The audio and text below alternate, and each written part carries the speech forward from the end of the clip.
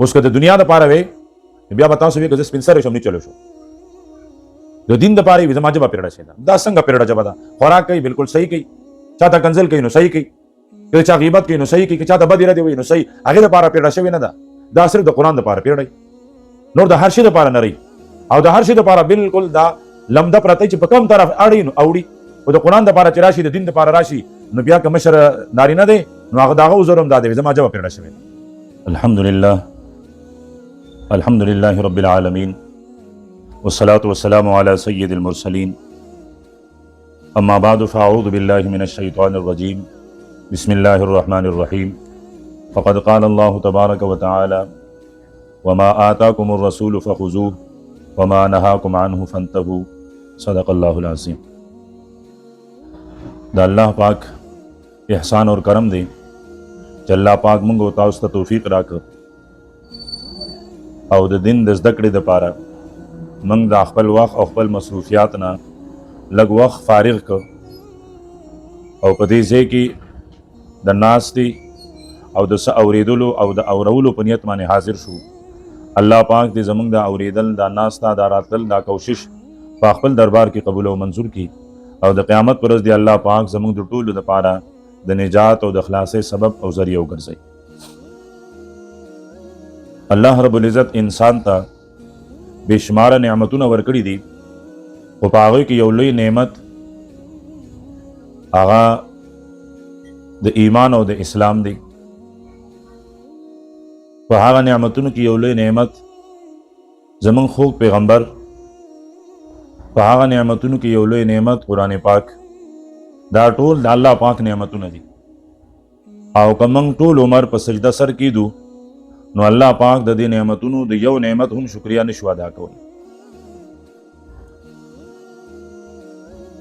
پیغمبر علیه الصلاۃ والسلام زموږ د پاره او د ټول کائنات د پاره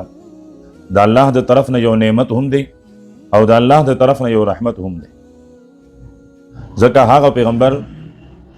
موږ ته د ژوند تیرولو او د ژوند آداب او د ژوند طریقې ښودلې دي چې په کومې طریقې باندې موږ ژوند تیر کو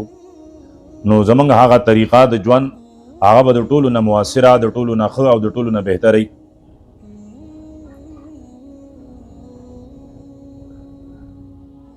موږ څومره چې د خپل پیغمبر لوی عظمت او د هغه سره مینه او محبت وساتو دومره کم دی چې موږ به د ضلالت د ګمراهۍ د جهل ژوند تیرو خو د هغه پیغمبر د نبوت د رسالت او د پیغمبرۍ په برکت باندې الله پاک موږ ته هدایت راکړ او د ظلم د جهل د هغه تیرو نه د اسلام نور او رڼا ته راوښکلو. هغه پیغمبر چې موږ ته کوم آداب ښودلي دي په هغه آدابو کې یو ادب خپل ژبه او د ژبې وینا په خپل قابو کې ساتل دي. هغه پیغمبر چې کومې خوبیانې او کم کمالات موږ ته ښودلي دي نو په هغه خوبیانو کې او په هغه کمالاتو کې یو لوی خوبي او یو لوی کمال هغه د ژبې حفاظت کول او د ژبې ساتنه کول دي. بظاهر د انسان په جسم کې دا یو معمولی او ډیره وړه غوندې حصه ده لیکن انسان د آبادۍ او د بربادۍ دپاره دا ډیر لوی بنیاد دی. دغه د انسان ژوند آبادۍ هم او دغه د انسان ژوند بربادۍ هم. لقمان حکیم د الله پاک په ولیانو کې یو ولی تیر شوی دی. الله پاک داغه ذکر په قرآن پاک کې کړی دی. هغه خپل زوی ته چې کوم وصیتونه کړي دي د هغه وصیتونو څه حصہ الله پاک په قرآن پاک کې ذکر کړی ده. الله پاک دته ډیر لوی عقل او پوهه نصیب کړی وه. د یو سړي غلام او خادم او نوکرو نو هغه ته وی چې لاړ شه د قصایي دکان ته او چې کوم څاروی حلال کړی شوی دی د هغه په جسم کې د ټولو نه افضله بهترینه او ښه حصہ هغه راوړه. د قصایي دکان ته لاړ او قصایي ته وی چې تا کوم څاروی حلال کړی دی نو د هغې ژبه ماله راکړه. هغه ژبه یې راواغستله او خپل آقا خپل هغه چې کوم د سیټو سردارو چا سره نوکري کول هغه ته یې راوړله. څه لږ وخت بعد هغه ته بیا ووی چې اوس لاړ شه د قصائی دکان ته، هغه به څاروي حلال کړي، د هغه په جسم کې د ټولو نه بیکاره حصہ، بدترینه حصہ هغه راوړه. دی لاړ نو قصائی ته ووي چې تا کوم څاروي حلال کړي د هغې ژبه ماله راکړه. د پیسې ورکړې، هغه ژبه ورکړله، دی راغی. نو هغه سردار وی چې عجیبه خبره ده چې مخکې ځل ما ته لیږلی وي چې ته لاړ شه او د څاروي په جسم کې د ټولو نه غوره او بهتره حصه راوړله، نو ته چې لاړې نو تا ژبه راوړله. دوباره مې ولېږلې چې ورشه د ټولو نه بدترینه حصه راوړه، نو ته چې بیا لاړې نو بیا دې ژبه راوړه. په کار خدا وه چې د ټولو نه غوره ژبه وې نو بیکاره بل څه شی وې، یا که بیکاره ژبه وې نو غوره او بهتره بل څه ځای وې. نو لقمان حکیم فرمایل چې د انسان په جسم کې د ټولو نه بهترینه او بدترینه دغه ژبه ده. که د صحیح او صحیح استعمال کړه نو دا بهترینه ده، او که د غلطه استعمال کړله نو دا د ده دپاره وبال او بدترین دی. نو الله او د الله رسول مونږ ته د ژبې د حفاظت حکم کړی دی. د پیغمبر علیه الصلاۃ والسلام په صحابو کې صحابي دی حضرت ابو موسی اشعری رضی الله تعالی عنہ. د هغه قبیلې سره د تعلق دی چې یو ځل د الله نبی فرمایي وی زه چې د مدینې په ګلو کې ګرځم نو ستاسو د اشعریینو کورونه پیژنم. نو د عرض کوي د الله پیغمبر تا به اول لیدلي، تا ته به معلوم وي. وینا چې زه په اولنۍ ځل ځم او په کومې ګلۍ په کومه کوڅه باندې روان یم نو زه پیژنم. نو حضرت ابو موسی عرض وکړو چې د الله پیغمبر زمونږ څه نښه ده، ته موږ په کومې نښې پیژنې؟ نو پیغمبر علیه الصلاۃ والسلام ورته وفرمیل وی ستاسو د کورونو نه د قرآن پاک په اوچت او په بلند آواز باندې د قرآن پاک د تلاوت آواز راخیږي، نو دا نښه ده په دې باندې ستاسو د اشعریینو کورونه پیژندل کیږي.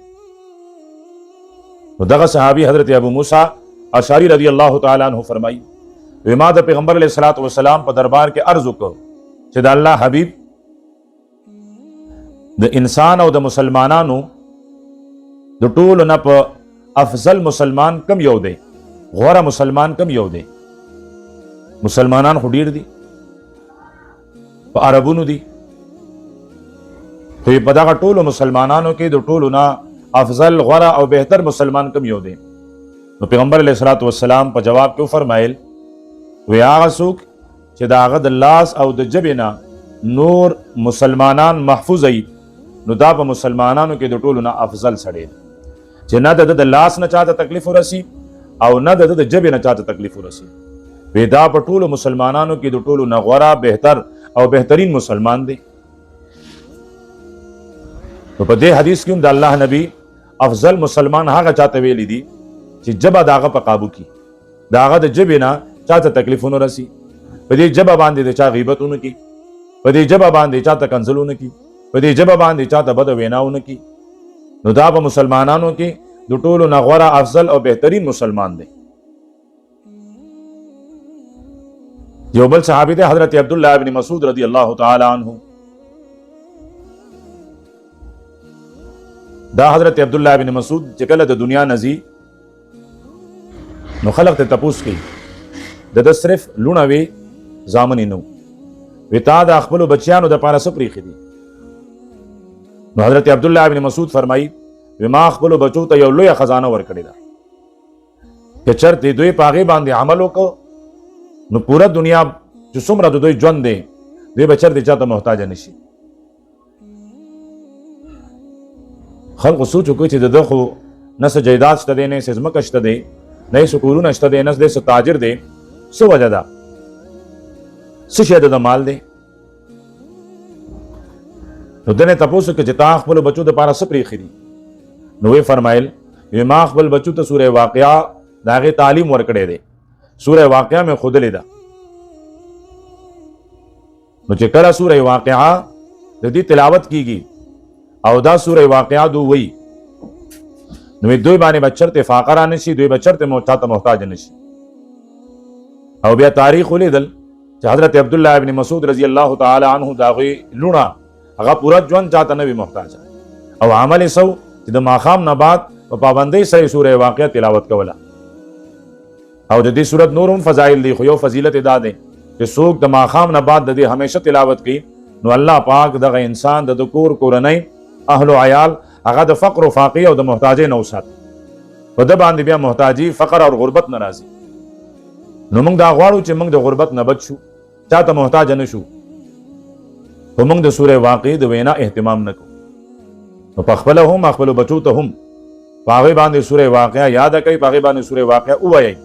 او بیا همیشه د هغوی عادت جوړ کوي چې هغوی د ماښام نه بعد د سورې واقع تلاوت کوي. نو دغه صحابي حضرت عبدالله ابن مسعود رضی الله تعالی عنہ فرمایي ما د پیغمبر علیه الصلاة والسلام نه تپوس وکړو چې د الله رسوله په اعمالو کې د ټولو نه بهترین غوره افضل عمل کوم یو دی؟ د صحابه کرامو ژوند د هغوی شوق وګورئ. که موږ وی او د الله د نبي هغه زمانه موږ ته نصیب شوی وي نو موږ به ترې څه تپوس کوو چې دا ډېره مالداري به څنګه راځي، او زما یو کور دی د 10 کورونه به څنګه ما ته میلاویږي، او زما سره به سونا او چاندي سپین او سره زر دا به څنګه زیاتېږي. د الله پیغمبر داسې وظیفه وښیه چې ما ته څه خزانه پټه میلاو شي. موږ به دا تپوسونه کول ځکه چې زموږ سوچ د دنیا دی او د صحابه کرامو سوچ د آخرت و. نو هغوی تپوس د آخرت متعلق کوي. ګوره مخکنی صحابي حضرت ابو موسی اشعری رضی الله تعالی عنہ د هغه تپوس هم دا چې په مسلمانانو کې غوره مسلمان کوم یو دی، او دا صحابي حضرت عبدالله ابن مسعود رضی الله تعالی عنہ د ده سوال او د ده تپوس دا دی چې په اعمالو کې د ټولو نه افضل عمل کوم یو دی، غوره عمل کوم یو دی؟ نو د الله نبی فرمای الصلاة علی میقاتها، بل حدیث کې دی الصلاة لوقتها، وی منځ په خپل وخت باندې ادا کول دا د ټولو نه افضل ترین عمل دی. او د نارینه هم دا کمی شته دی چې هغه منځ په وخت نه ادا کوي، خو زیات تر دا کمی دا په زنانو کې زموږ په دې خویندو میندو کې دا ډېر موندې کېږي چې دوی د منځ په وخت باندې اهتمام نه کوي. بانګ به وویلی شي، دوی به بانګ واوري، د کور څه کارونو کې به مصروفي مشغولي چې کله د منځ آخري وخت بیا به زر راپاسي، په منډه منډه به اودسونه کوي، په منډه منډه باندې منځونه به کوي. یعنې داسې لکه چې دا منځ په دو باندې یو ډېر ګران شی ځان ته خلاصوي. نو دا خو د الله د ملاقات سبب او ذریعه ده. د منځ نه ځان خلاصول نه غواړي، په منځ باندې ځان خلاصول غواړي. د منځ نه به ځان نه خلاصوي، په منځ باندې به ځان خلاصوي. که دا منځ شو نو ته د ځان قدم د سختو نه هم په امن شوي، ته د قبر د عذاب نه هم په امن شوي، ته د حشر د سختو نه هم په امن شوي، ته د جهنم د سختو نه هم په امن شوي، ته د سخت حساب نه هم په امن شوي. خو په شرط د دې چې منځ شي. نو زموږ منځ هغه منځ نه دی، نه هغه طریقه دا کوم چې الله او د الله رسول ښودلې ده، نه زموږ منځ په هغه طریقه دی کوم چې صحابه کرامو کړی رضوان الله علیهم اجمعین. نو صحابي تپوس کوي چې په اعمالو کې د ټولو نه غوره افضل ترین او بهترین عمل کوم یو دی؟ نو د الله نبی فرمایي چې منځ په وخت باندې ادا کول. نو دا یو مهرباني وکړه چې منځ په وخت باندې ادا کول. چې څنګه د منځ وخت کېږي نو دنیا ټول کارونه پرېږدئ. اولنی کار د ټولو نه اهم ترین کار هغه منځ پکار دی چې موږ خپل منځ ادا کړو. حشر په میدان کې چې انسان د الله په دربار کې ودرېږي او د ده سره حساب کتاب شروع کېږي نو په عباداتو کې به د ټولو نه اولنی تپوس هغه د منځ مبارک کېږي. اولنی حساب په عباداتو کې هغه به د انسان نه د منځ سوال کېږي، د منځ تپوس به ترې نه کېږي. او حدیث کې دی وی که د ده منځ کامل شو نو امید او توقع دا ده چې باقي اعمال به هم ښه راوخیږي، او که چېرته دا منځ پوره نه و نو مخکني اعمال نور اعمال کېدای شي چې هغه هم بد راوخیږي. نو منځ په وخت باندې کول. بیا زموږ نه اکثر منځونه پاتې شوي په غفلت کوتاهۍ باندې، په څه وجه باندې؟ نو کوشش دا کوئ د هر منځ سره چې د کوم منځ نه مخکې منځ کول جایز دي یا د کوم منځ نه وروسته منځ کول جایز دي، نو یو دو منځونه قضا هغه هم ځان سره کوئ. چې کوم منځونه قضا شوي د هغې به تپوس کېږي چې ولې دې قضا کړي، نو د هغې قضا په خپله پکار ده چې د دنیا په ژوند کې د هغې قضا وکړي. نو د منځ اهتمام او کومه کورنۍ کې په کوم کور کې چې د منځ اهتمام وي الله پاک هلته خپل رحمتونه او برکتونه نازلوي، او په کوم کور کې چې د منځ اهتمام نه وي الله پاک د هغه کور نه برکتونه اوچت کړي، الله پاک د هغه کور نه محبت او الفت اوچت کړي. په هغې کې بې برکتۍ، جنګونه، بغض، دشمنۍ پیدا شي، نفرتونه پیدا شي. نو که تاسو دا غواړئ چې زموږ کورنۍ آبادې وي، خوشحاله وي، برکتونه او د سعادتونو نه ډک وي، نو بیا د منځ اهتمام وکړئ، په خپله هم په خپل اولاد باندې هم. دا الله نبی فرمایي وستاسو بچی چې د 2 کالو شي هغه ته د موز حکم کوي، هغه ته د موز وینا کوي. وإذا بلغوا 10 کله چې دا د 10 کالو شي او موز نه کوي نو د الله نبی فرمایي بیا اوه بیا ول سزا ورکړي. او دومره سخت حکم د الله پیغمبر د بل هیڅ عبادت متعلق نه دی ورکړي. دا دومره سخت حکم دا صرف د موز مبارک ورکړي. استا د 10 کالو معصوم بچي هغه موز نه کوي نو داغه نه تاسو کا داغه گرفتو کا داغه مؤاخذه کا هغه ته سزا ورکا او هغه د موز پابند کا. نو زمون خو ځوانان زامن دي، ځوانان لونه دي، ګیند دي، نوسی دي، نوسی دي، هغه د موږ اهتمام نه کوي او زمون اړو پزله کې درد هم نه پیدا کیږي. موږ اړو دا وایو نه چې د الله څومره لوی حکم هغه مات شو. د ماشوم د لاس نه کچرته د چای پیاله راوغورځيږي ماته شي نو دا هغه تاسو شته دي، هغه مؤاخذه شته، هغه گرفت شته دي. او موږ لوی حکم د دې تاسو نشته دي. زنانه پکور کې لوخینځي پیاله د لاس نه خو د لماته شولا خاون تپوس کوي، خواخه تپوس کوي، اسخر تپوس کوي، دا رسو کړل تا ته مور او پلار د دې طریقه نه د خودلې چل نه د خودلې دا موږ دومره ګرانی راوړ دي دا په دې باندې پیسې خرڅ شي دي دنیا شي خبره تا ورولې کیږي.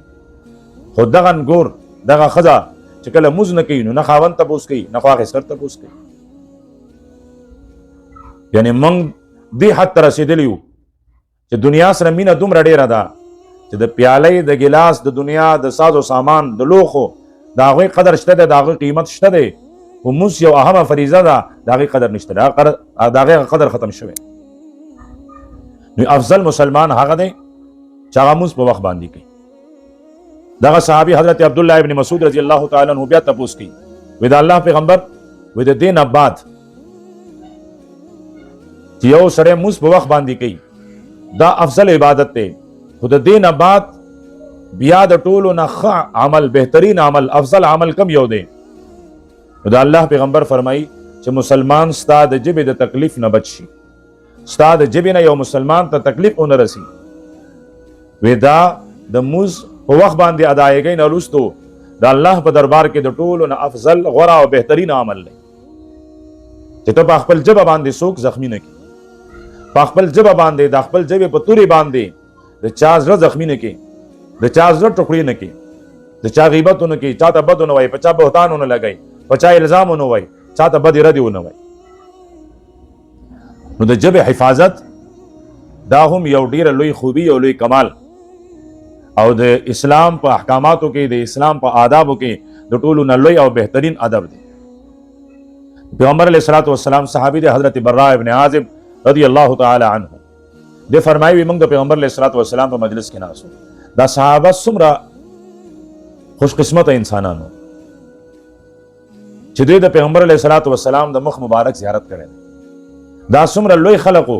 چې دوی د پیغمبر علیه الصلاۃ والسلام مجلس او ناس ته لیدلې ده.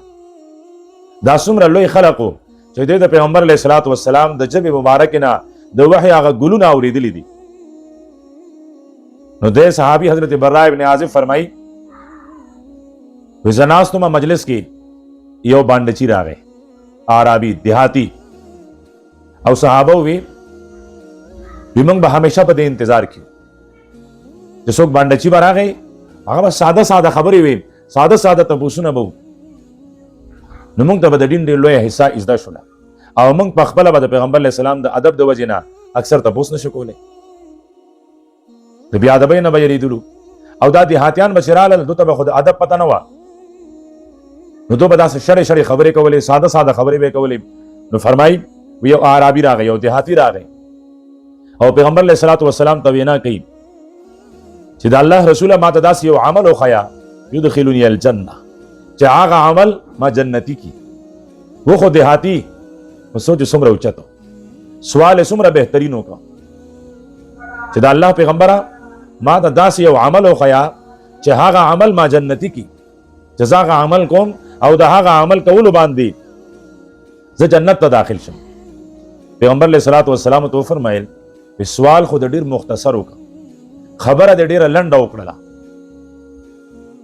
خو تا ډیر لوی او غټ تپوس کړی دی چې د چا سوچ او فکر اوچت او لوی هغه داسې سب تپوسونه کوي. نو تا ډیر لوی تپوس کړی دی نو پیغمبر علیہ السلام هغه ته وی غلامان آزاد وا کستا وس کیږي هغه زمانہ کې به غلامان وو وی غلامان آزاد کا وی کده دې طاقت نه نو کم خلق چې وګه دي محتاج دي مسکینان دي یتیمانان دي غریبانان دي هغه ته خوراک او روټي ورک پاغه سو خرابا کده دې وس دي نه څوک عاجز دي مسکین دي تګه دي دوبو یو ګټ ورک پاغه یو بوس کوا خبرې ویناو کا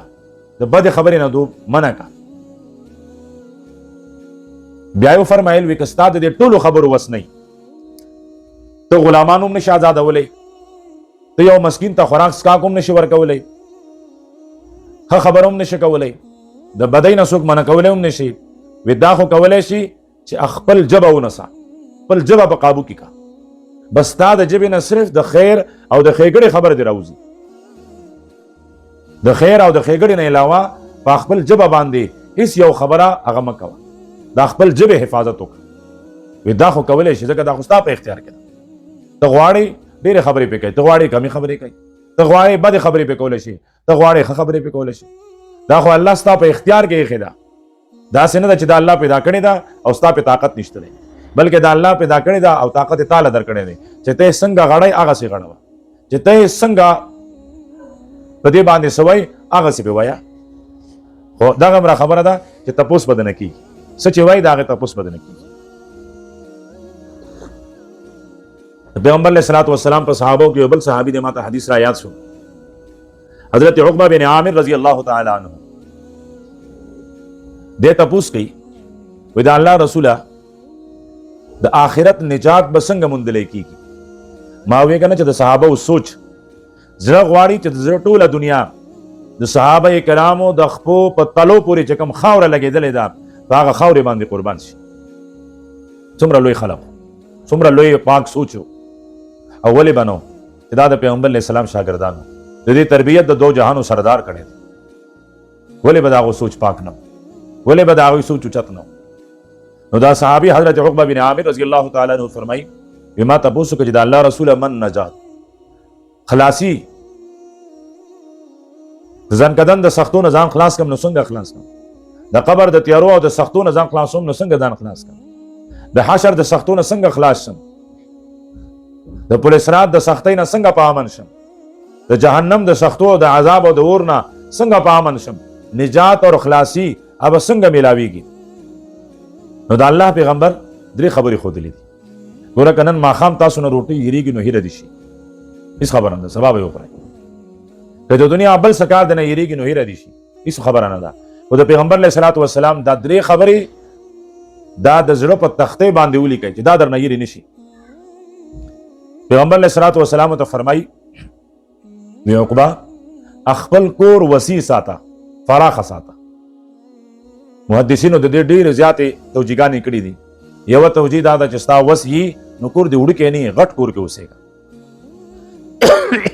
چې غټ کوري هر څوک په امن باندې جګړې بنئ چر شدت بنئ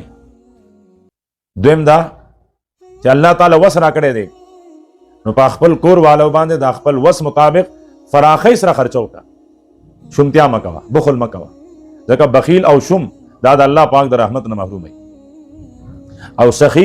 الله پاک هغه خپل رحمتونه او برکتونه نصیب کوي او سم محدثینو دا ویلي چې ستا کور والده ستا په کور کې پاتې شي یعنی د ګرځېدلو نه د تلو راتللو نه د دې نه دي ځان ساتي بس دا دی وګڼي چې دا کور دا زمونږ لپاره یو لوی میدان دی موږ په دغه کور کې خپل ژوند تیرو او په نن سبا زمانه کې دا ډېر ګران کار اتوار بازار دی پیر بازار دی جمعرات بازار دی جمعه بازار دی پته نه کم کم یو بازار دی څومره ورځې دي دغه مرا بازارونه دي او زمونږ دغه خويندې هیڅ کار به نه وي خورې ته ما سره لاړه شي هغه وي فلان کې ته ومو فلان کې ته ومو کله لخر بجوړ سړک کې برواني پورا سړک بدونی ولې لار بنئ نه بغاړو تلاری نه بناري نه تلاری رواني بھئی یو نارینه ته بګوري بل نارینه ته بګوري د دې زنانا دا حیثیتو د دې دا مقامو دا خود کور بادشاہانه وا دا خود کور ملک وا دې د ځان نه بازاري جوړ کړل خاونې وزي هغه کار لذي دا موزي کله یو طرف ته کله بل طرف ته کله بل طرف ته او چې واپس راځي دوه رسول په سودا نه کړي لس زنانه بتلی او د رسول په سودا به نه کړي په خور ډیر ستړي شو ډیر ستړي شو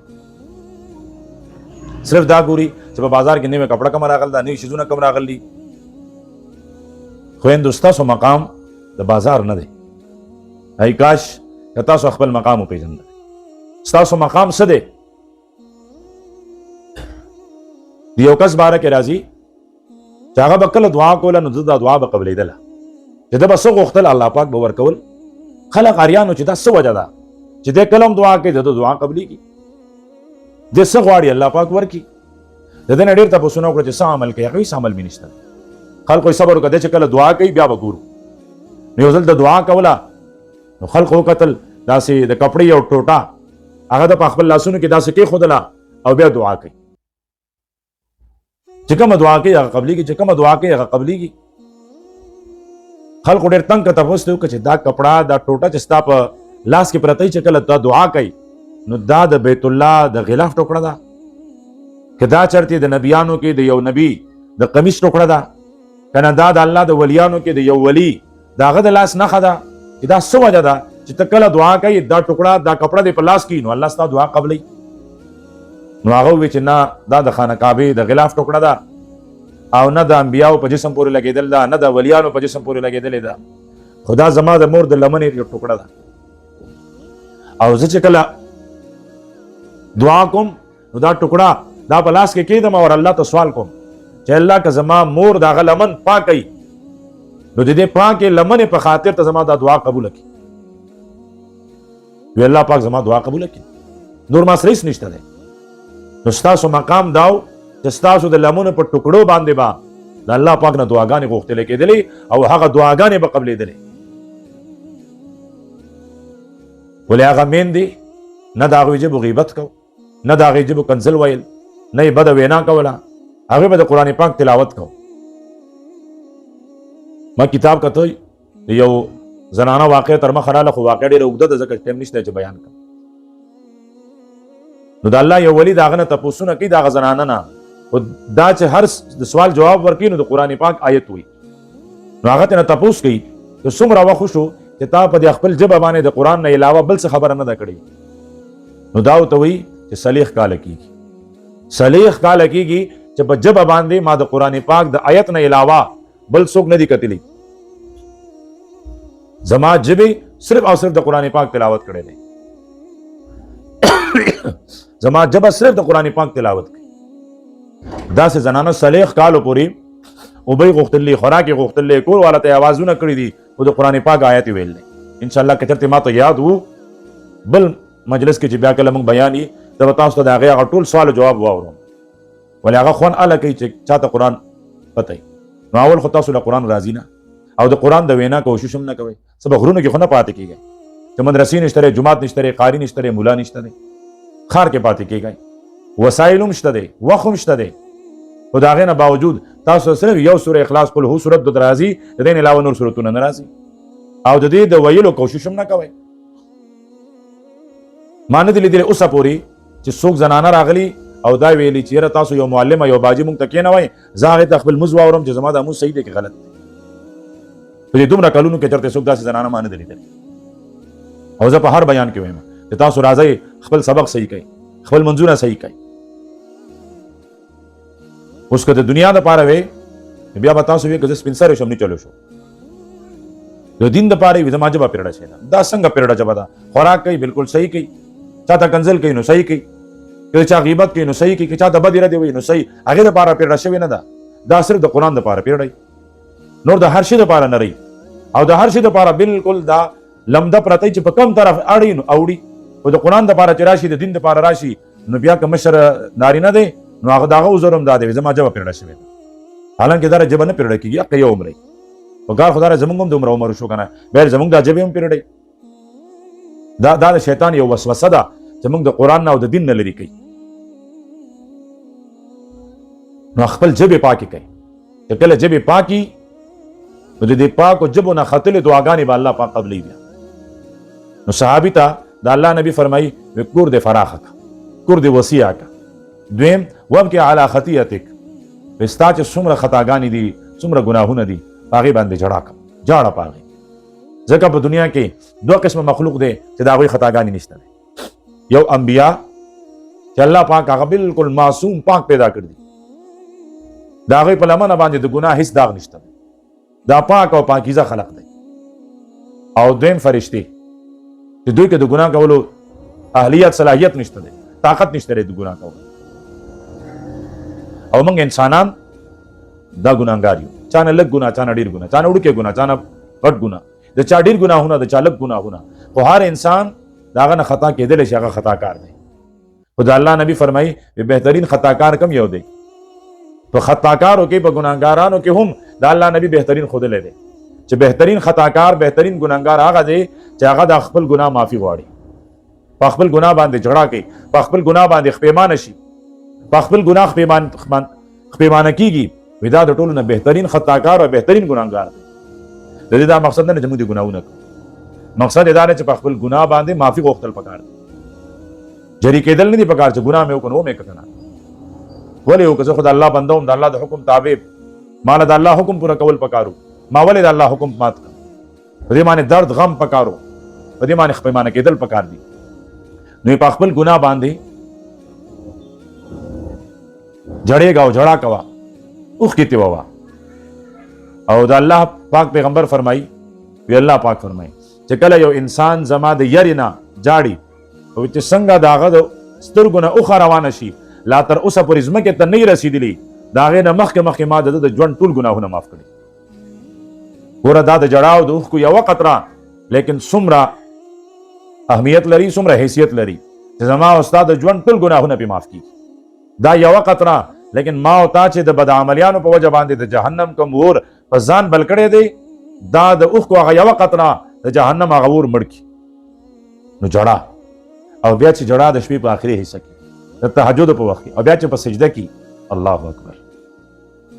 او بیا دا اوږدې اوږدې شپې چې په دې کې یو نارینه، یو زنانه، یا یو مور، یو پلار،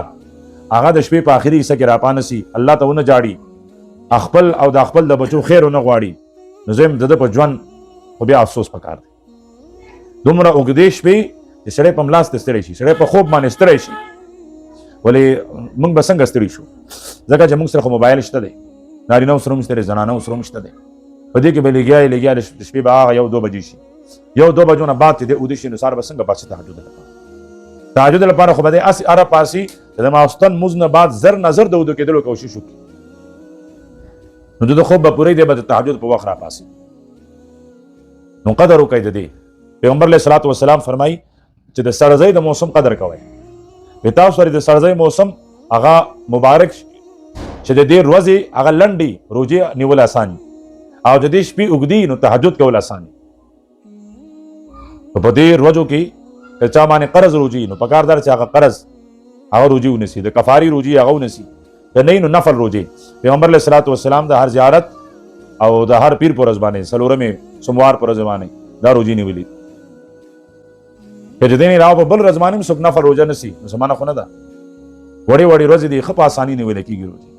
او دغه رنګې اوږدې اوږدې شپې دي، نو په دې شپو کې تهجد کې دي. د الله نبي فرمایي ستاسو نه مخکې چې څومره صلحان نیک خلق تېر شوی دی، د هغو طریقه دا وه چې د شپې د تهجد لمونځ به یې کوه. وایي دا د تهجد لمونځ دا د انسان ګناهونه معاف کوي. وایي دا د تهجد لمونځ دا انسان الله ته نږدې کوي. نو که موږ غواړو زموږ ګناهونه معاف شي، نو تهجد لمونځ وکړو. که موږ غواړو چې په صلحا اولیاو په ښه خلقو کې شمار شو، نو تهجد لمونځ دې وکړو. که موږ دا غواړو چې موږ د الله پاک نږدې خلق جوړ شو، الله ته مقرب شو، د الله خوښ بندګان جوړ شو، نو د تهجد لمونځ اهتمام دې وکړو. درېیمه خبره، حضرت عقبه بن عامر رضی الله تعالی عنہ تپوس کړی دی چې نجات او خلاصي په څه شي کې ده. نو درېیم خبره د الله نبی فرمایي وی امسک علیک لسانک، وی دا ژبه دی دا په قابو کې وساته،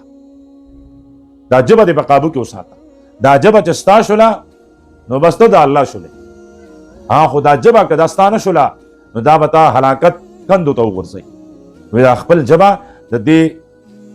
حفاظت وکړه، دا په خپل قابو کې وساته. یو بل صحابي دی حضرت سهل بن سعد رضی الله تعالی عنہ، د فرمایي د الله رسول فرمایي وی چا چې ماله د 2 شیزونو ضمانت راکړه، ته د 2 جهانو سردار دته د جنت ضمانت ورکو. څوک چې مال دا ذمہواری راکړي چې زما په جسم کې دوه شیزونه دي دا غي به په خپل قابو کې ساتم دا غي حفاظت وکوم دا غي د غلط استعمال نه بچ کوم وزد الله نبی د دو جهان سردار د انبیاء امام ساقي کوثر د چا په لاس کې چې جنت چابي او کنجي دا څوک به د ټول کائنات سفارش کوي هغه پیغمبر وی زد د ذمہواری چې د جنت ته داخلي کی زد د جنت ذمہواری او د مال د دوه شیزونو ضمانت راکړي یو د داړو جامو ترمنځ چې کوم معمولی غونې ټوکړه ده جبا د مال د ذمہواری راکړي چې زما جبا هغه به زما په قابو کې چرته به غلط نه استعمالېږي دا الله نبی فرمایي زه ستاره جنت ذمہوار یم دویم د انسان شرمګاه د خپل خواهشاتو ضمانت راکړي چې د خواهشات به غلط نه استعمالېږي دا الله نبی فرمایي زه ستاره جنت ذمہوار یم په دنیا کې یو معمولی غونې سړی موږ ته وایي زه ذمہوار یم ته ګرځه موږ په کپړې کو نه ځایږو فلان کې راته ویل دي او زما ذمہوار دی او دلته د دوه جهانو سردار فرمایي دا دوه کارونه وکړه زه د ذمہوار یم زما زبا د خپل ذمہواری زبستا سفارش کوم تا به جنت ته داخلوم خدا دوه کارونه دا دوه عملونه توک او پاره کې یو د جبه حفاظت کول نو د انسان ته چې کوم خوبیان کم کمالات ملاويږي پاره کې د ټولو نه لوی کمال د جبه حفاظت الله او د الله رسول چې موږ ته کوم آداب خود لیدي هغه آداب کې د ټولو نه لوی ادب د جبه حفاظت کول نو الله پاک دې موږ تاسو ته توفیق نصیب کړي چې زموږ جبه هغه د نارواونه د بدونه د غیبت نه د بهتان نه د نورو ټولو شیزونو نه منشي او صرف زموږ په جبه باندې خیر او د ښېګړې خبرې جاری شي او په دې جبه باندې موږ الله یاد کو د الله پیغمبر هغه یاد کو د هغه باندې درود وایو د قران پاک تلاوت کو د خیر او د ښېګړې خبرې هغه پیو که تاسو چرته په لاس کې جاروي او د الله ذکر کوي نو تاسو دا جارو لګول عبادت که تاسو په لاس کې پوچي او تاسو د الله ذکر کوي نو دا پوچه لګول عبادت که تاسو لوخي پوچه کوي لوخي انځي او دغه وخت تاسو په جبه باندې د الله یاد دي د الله ذکرې نو دا لوخي وینځل عبادت که د کور والو ته د بچو لپاره پخلې کوي او دغه وخت تاسو په جبه باندې د الله ذکر یې نو دا پخلې کول دوم عبادت څومره آسان دین دی او الله او د الله رسول زموږ لپاره څومره اسانتیا هغه غوړه کړې ده نو موږ له پکار چې دا غینه فائدہ واخلو او دا خپل جبه حفاظت نصیب کو او خپل جبه هغه په خپل قابو کې وساتو الله پاک دې موږ ټول د عمل توفیق نصیب کړي